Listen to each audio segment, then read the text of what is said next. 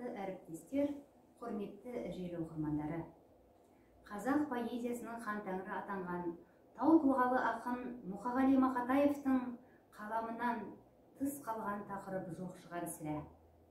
Ақынның 90 жылдық мерейтойына орай, оның телегей теңіз шығармаларының ішінен қос тамшыдай осы екі сырлы өлеңді Жаркент қаласындағы балалар кітапханасының қызметкерлері Ибраимова Гүлбақыт пен Әбдірешова Әсем, Алматы облысындағы балалар кітапханасының қызметкерлеріне шеленшетіп жолдаймыз.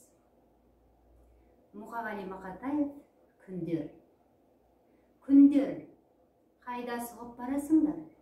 Кідіріңдер, бересің аласың бар. Күндер аласырған, қайда сұғып барасыңдар?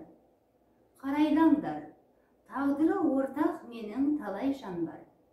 Менен кешірім өтінер інілер бар, мен кешірім өтінер ағайлар бар. Күндер аласырған, қайда сұғып барасыңдар? Әлі де табысу бар, таласу бар. Аяқтаңдар, тоқтаңдар, санасыңдар.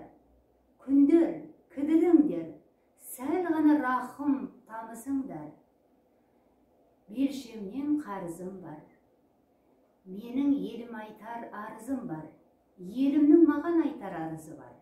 Күндер аласырған, қайда сұғып барасыңдар? Мұқағали Мақатаев. Неңді сен аңсаймын, бала шағым. Неңді сенің аңсаймын, бала шағым. Бұлдыраған айналаң ала сағым. Ала сағым ішінде бола шағым. Бола шағым, болашақ, ала шағым. Сағынам ба суың мен талқаныңды, суығыңды сұрқия қаңтарыңды. Әжем байғұс мезгілсіз ораза ұстап, бізге беріп талқаның қаңтарылды.